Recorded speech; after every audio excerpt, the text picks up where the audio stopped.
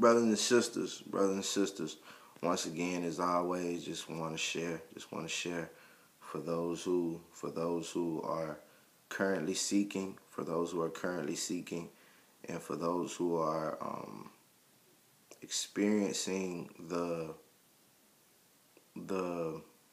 reaffirmation and the reinsertion of original data, that we were entitled to from the beginning, reprogramming ourselves with knowledge of self. For those who are reinserting the data and being reinserted with the data by the cosmos of knowledge of self, yours truly, Prophet Amen Williams, just coming with this message here, man, and needing brothers and sisters out there to understand that because of American propaganda and all the forbidden fruit that we continue to feed into, we have fallen for the concept of, we have taken up, subconsciously, we have taken up this sick, cyclic concept of dumb shit being entertaining and educational shit being obsolete to us. Being education and true knowledge is, how can I say it? We're just totally void of the true issues. And mainly because of American propaganda and all the shit that we feed into on the television every day, letting them tell us our vision with these programming tools that we continue to tune into every day, we have fallen for this concept of education is obsolete and stupid to us, and knowledge is dumb to us, and the dumb shit that's our number one supplement. The dumb shit is our number one supplement. And why I say this is because this is a concept that is permeated the black community, from the religious institutions to our so-called individual institutions, or whatever kind of individual groups that we have going on. Only a handful of people out here are really trying to do the labor, and just as the good books say, for the harvest is plenty, but the laborers are few. And we have very few laborers out here that are really laying down the knowledge and the education because of the propaganda campaign that we have all, fed into, this forbidden fruit propaganda campaign. And how, now, like I say, from the religious institutions all the way to our, our individual organizations, our individual independent organizations, the knowledge and education has become obsolete, and it's become some type of joke. And like I say, this is because of television. For the longest of history, they have made a joke out of the black community and our poorest conditions. Just understanding all the way from things like Ebonics, something like Ebonics. Ebonics is some shit that's genius. Ebonics is genius, but because we fed into the forbidden fruit and the dogma of Eurocentric, European, Western thinking and psychology, we have thrown out the window our own gifts. And one of my great examples is Ebonics, because if you look at something like Ebonics, if any other people had done this, if any other people had taken their original culture and their original ways and connected them with the American way of life, and we had Japonics or we had Juonics or some shit like that, we be calling Asians like them some bad motherfuckers for that Japonics, we be talking about Jews, them some bad motherfuckers for that Juonics, they did some shit then. But because we have been relegated to the whole concept of anything that we do is a joke, pretty much, we're not respected when something like Ebonics is brought to manifest itself, because the concept of us doing things is not respected in America. Pretty much everything is a joke that we do.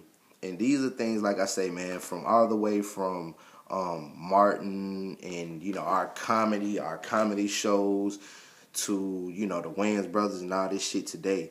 Understand and acknowledge and understand the fact that they have refused to let the educated black man on television. You see, and that's the main difference between the 60s and the 70s and all that shit. There's so many differences that existed in the past that do not exist today, and that's why these youngins, if you truly do the homework, man, these youngins are in a way harder situation, in a way tougher hardship and trials and tribulations than the old schoolers. No matter what the old school people say, no matter what the so-called elders say of our community, no matter what the bullshit they try to stir up, y'all don't know nothing about the area that we live in, and I know about the area I lived in. Back in the day, in the 60s, the 70s, and even the late 80s, y'all could drop out of school and go get a job like that. Y'all could drop out of school and go get a job at the Brickyard or anywhere like that. These youngins don't have that same opportunity. They don't have the opportunity of, if they do decide to take another route other than society's status quo of what to do, which is, school, high school, college, and all that. If one decided to drop out of high school, they don't have the same options that y'all had yesterday, man. They don't. They just don't. The jobs don't exist, And so many other factors, the fact that this is literally the single parent generation. Back in the day, my mother and my grandmother, they really didn't have to worry about growing up in a single parent household. You know what I'm saying? For generally speaking, our mothers and grandmothers, the grandmothers of the 80s babies, the grandparents of the 80s babies had both of their parents in the house. So when you just take into account these factors right here, these simple factors right here, that we have two whole different generations, and it's very possible that the youngins today are having a way harder time with justice, equality, and financial stability than ever before, and than existed in the past. So, just as I was saying in the beginning of this video, man, that due to propaganda and television, it has taken the lowest aspects of our existence and our community and made them the highest, all the way from the stripper and the dope dealer. Think about it. The stripper and the dope dealer are, plastered across the television screen, as if it's some type of position of status in the black community. The dope dealer and the stripper. When truth be told, both positions are the lowest of our existence, really, are the lowest of our history. The dope dealer and the stripper. And this is all what you're seeing on TV. Either the athlete, the dope dealer, the stripper, or the preacher. Message. You know what I'm saying? And these have been fixed to the whole world and sold to the whole world, not just the black community in BET and our videos, but these are videos, and this is shit that is shot all across the world. You know what I'm saying? So when we're relegated to this position and subjected to this position of prostitution and low-level dope dealing, this is a perception that someone is attempting to stick to you as a stereotypical stigma and image of who you supposedly are. You understand? And so many times we co-sign these images. And all this bullshit by being entertained and tuning into it and not really understanding the full spectrum view of how this is affecting our plight on a world level and affecting our influence on a world level. So, when you understand things like that, and when you understand how they take our lowest aspects and attempt to make them the highest, and how they attempt to make the dumb cool. This is how the dumb has become cool, and from every institution in the black community, like I say, from the religious institution to our independent organizations, now we have it where, you know, the true knowledge and education on whatever subject is outcasted, and anybody who's not along with the group thinking of whichever organization or group, they're outcasted, and they're treated as lepers, and they're black sheep. You know what I'm saying?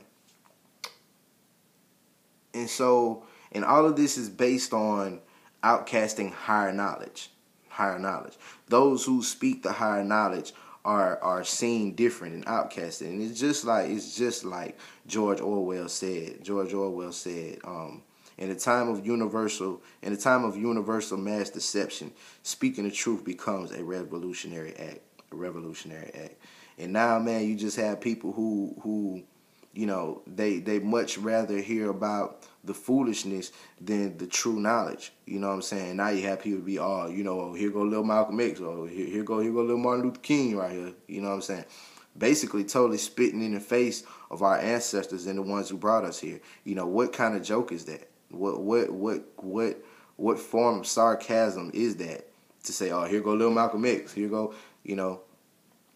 And for those who are not familiar with drapetomania, before I get out here, drapetomania, you know, look up the term drapetomania. This was a term in slavery where their top scientists, Europe's top scientists, had made a term called drapetomania, which was saying that the insatiable urge, the irresistible urge that black people had to be free was in mental illness. They pathologized slavery all the way to saying that our urge to be free was a mental illness. And see, you never heard about that. You never heard about that because this psychology is the core of American slavery. And everything they're doing now. And that's why you have black people today who feel bad for doing the right thing and just feel bad for calling the cracker out because they've never heard of that term. You have so many white people that never heard of that term. You have so many conscious brothers and sisters who never heard that term. Drapetomania, man, it was made by their top scientists, man, by their top scientists calling it a mental illness to even want to be free, man. You know what I'm saying? And like I say, you've never heard of that because this is the psychology that lies at the core of American and Europe psychology and Western psychology. And just like in the Bible, man, John chapter 8, when Christ was giving it to the so-called fake Jews, which is prophecy of us right now, of you and I and those who have awakened, you know, giving them the business, letting them know you come from murderers. You come from murderers and you hate the truth. Your father was a murderer and you just want to do the will of your father. You know what I'm saying? That's what Christ was saying. And right after Christ said that, they called him the devil and they tried to stone him. The Jews called Christ the devil and tried to stone him. And I thought Christ was the king of the Jews. But this is prophecy of today, and you and I, the true awakened ones in the land of the lost, those who have found themselves in the land of the lost, ready to establish Ma'at again, ready to establish righteousness, reciprocity, and justice and balance, you know, to establish Ma'at. And it says what we would go through when we called out the fake Jews. John chapter 8 perfectly laid it out, baby. John chapter 8 perfectly laid it out and said that they would call us a devil. They would call us racists or terrorists, whatever they got to call us, to villainize the true God. But man, go check that out, man. John chapter 8, brothers and sisters. And like I say, understand, man, how they have made the dumb shit cool, and they have made the knowledge and the true higher power intelligence, the Most High's intelligence. They are black sheep, our true intelligence. Brothers and sisters, this yours truly, man. Prophet, that man Williams. You already know. Let's chill.